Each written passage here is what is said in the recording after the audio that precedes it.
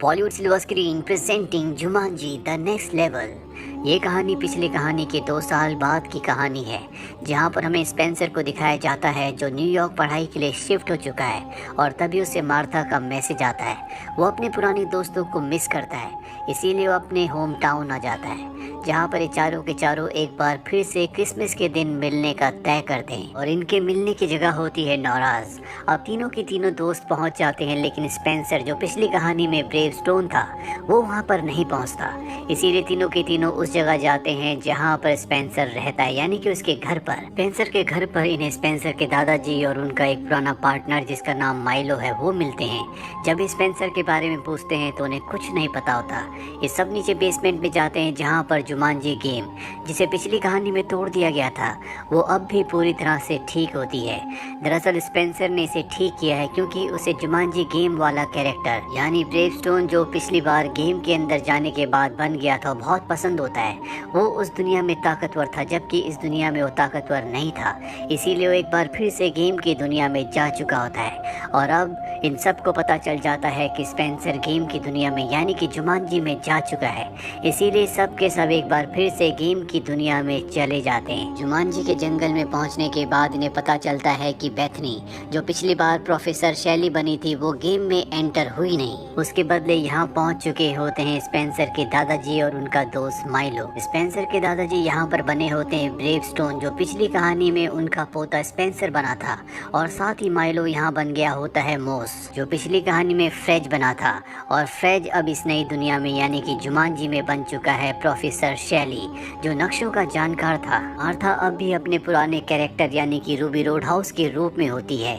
यहाँ पर स्पेंसर के दादाजी और उनका दोस्त जो माइलो है वो पहली बार आए हैं, इसीलिए सारे के सारे रूल्स उन्हें बता देते हैं कि यहाँ पर हो क्या रहा है। अब यहाँ पर इनका गाइड आता है जो कि हेलीकॉप्टर में है। वो इन सब को अपने साथ ले जाता है और बताता है कि जुमांजी गेम ये जंगल एक बार फिर से खतरे में है, हमें तुम्हारी मदद की जरूरत है। पूरा का पूरा जुमांजी जंगल सूखे का सामना कर रहा है और इसका कारण है कि जुमांजी जंगल के कबीले के सबसे बूढ़े आदमी के गले में एक नेकलेस था, इसका नाम फैल्कन हार्ट है। उसे जुगरान नाम के एक आदमी ने, जो कि बहुत ही खतरनाक है, उसने चुरा लिया, जिसके बाद जुमांजी जंगल एक बार फिर से श्रापित हो गया और अब यहाँ पर सूखा पड़ चुका है। और हमें अगर इस सूखे को खत्म करना है, श्राप मुक्त करना है, तो हमें उस फैल्कन आई को जुगरान से किसी भी कीमत पर हासिल करना होगा और सूरज की रोशनी को दिखाते हुए जुमांजी कहना होगा, तभी हम इस लेवल को खत्म कर पाएंगे, जिसके बाद श्राप भी पूरी तरह से खत्म हो जाएगा।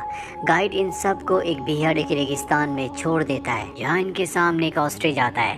ब्रेवस्टोन उसके सामने जाता है और तभी वो ऑस्ट्रिच उसे मार देता है, यानी कि उसने अपनी एक लाइफ, एक चांस खो दिया। अब उसके पास 2 और चांसेस हैं। ये सब के सब यहाँ से भागने लगते हैं क्योंकि अब यहाँ पर ऑस्ट्रिच का पूरा झुंड आ चुका है जो इन्हें मारना चाहता है। ये गाड़ी से ऑस्ट्रिच से बचते हुए भाग रहे होते हैं और तभी इनके सामने एक बहुत गहरी खाई आ जाती है। ये गाड़ी नहीं रोक सकते क्योंकि इनके पीछे पूरा का पूरा ऑस्ट्रिच का झुंड है। इसीलिए ब्रेव स्टोन उस गाड़ी को वहाँ से कुदाकर दूसरी तरफ पहुँचा देता है, जिस वजह से इन सब की उन ऑस्ट्रिच से जान बच जाती है। वहीं हमें असली दुनिया में बेथनी को दिखाया जाता है जो अब भी इस गेम के अंदर नहीं आई। वो एलेक्स के पास जाती है और कहती है कि हमें अपने दोस्तों को बचाने के लिए जाना चाहिए। और अब ये चारों के चारों जो गेम के अंदर है उस जगह पहुंच जाते हैं जहां पर योर्गन है। यहाँ पर ब्रेव स्टोन की एक गर्लफ्रेंड होती है जो कि क्लू है। उसे फॉलो करते हुए योर्गन के लोगों तक पहुंच जाते हैं जिनके पास एक चेस्ट होता है जिसके अंदर ज्वेल है। अब ये सोच ही रहे होते हैं कि इस चेस्ट को, ज्वेल को कैसे वहाँ से उड़ा कर ले जाएं।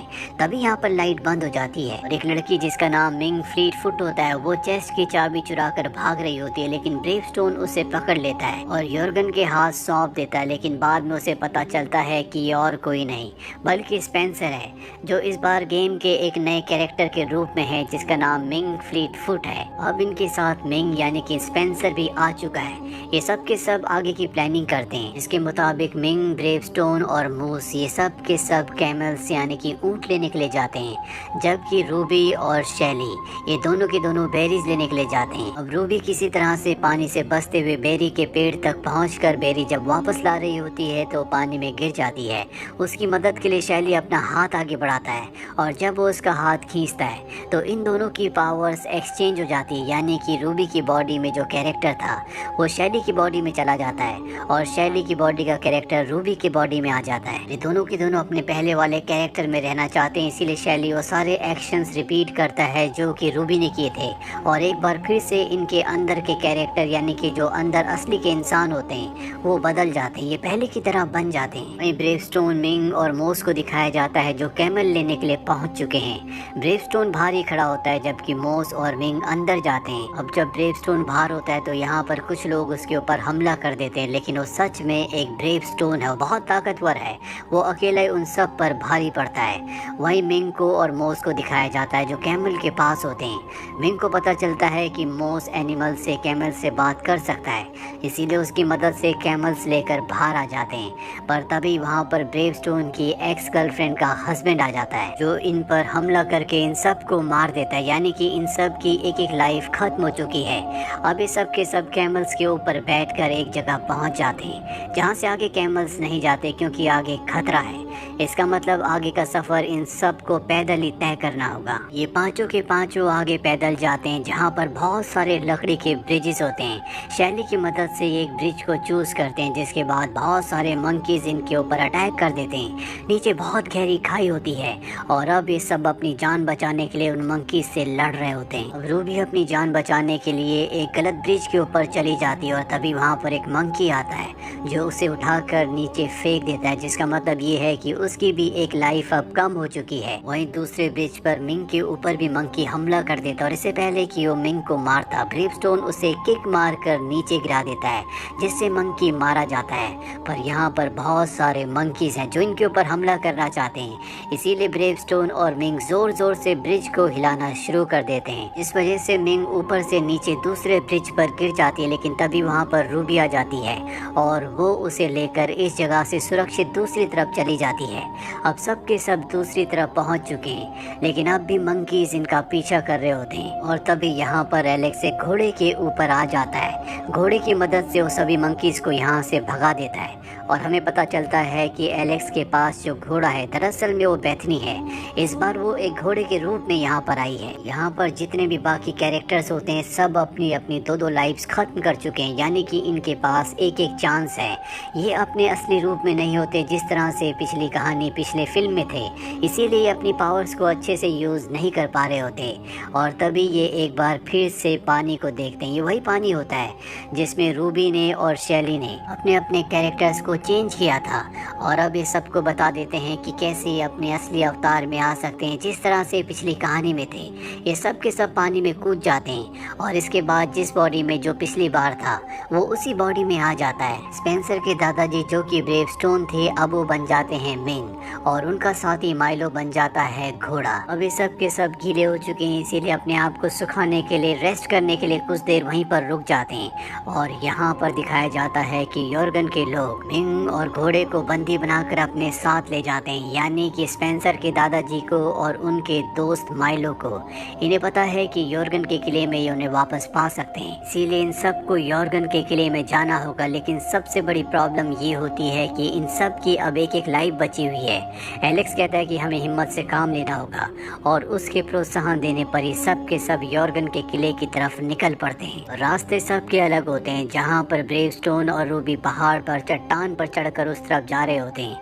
वहीं एलेक्स को दिखाया जाता है जो योर्गन के लोगों के साथ मिलकर किले के अंदर जा रहा होता है। मोस और शैली भी उनके पीछे पीछे होते हैं, लेकिन गार्ड उन्हें रोकते हैं। दरअसल गार्ड्स को ये लगता है कि ये वो व्यापारी हैं जिनसे मॉर्गन ने नेकलेस का यानी कि फैल्कन हार्ट का सौदा किया है, इसीलिए वो उन दोनों को बहुत इज्जत के साथ अंदर ले जाते हैं। वही हमें ब्रेवस्टोन को और रूबी को दिखाया जाता है जो बर्फीली चट्टान के ऊपर चढ़ रहे होते हैं। ब्रेवस्टोन जो कि असल में स्पेंसर है वो रूबी रूबी को यानी कि मार्था को बताता है कि मैं तुमसे प्यार करता था, लेकिन तुम्हारी कॉलेज लाइफ बहुत ज़्यादा सक्सेसफुल है, इसीलिए मुझे इनसिक्योरिटी हुई क्योंकि मैं स्पेंसर के रूप में कमज़ोर था और मैं गेम के अंदर दोबारा आ गया। मार्था कहती है कि ऐसा कुछ भी नहीं है, मैं आज भी तुमसे प्यार करती हूँ। ये सुनकर ब्रेवस्टोन को यानी कि स्पेंसर को बहुत खुशी होती है क्योंकि वो गेम में इसीलिए आया था ताकि वो दोबारा से स्ट्रॉन्ग बन सके जिस तरह से वो पहले गेम में था जहाँ पर उसे मार्था ने यानी कि रूबी ने पसंद किया था। वहीं हमें एलेक्स को दिखाया जाता है जो उस जगह पहुंच जाता है जहां पर माइलो को घोड़े के रूप में बंद किया गया है। वो उस तक पहुंचने की कोशिश करता है लेकिन 2 बार मारा जाता है जिससे उसकी 2 लाइफ खत्म हो जाती है। अब उसके पास एक ही लाइफ है।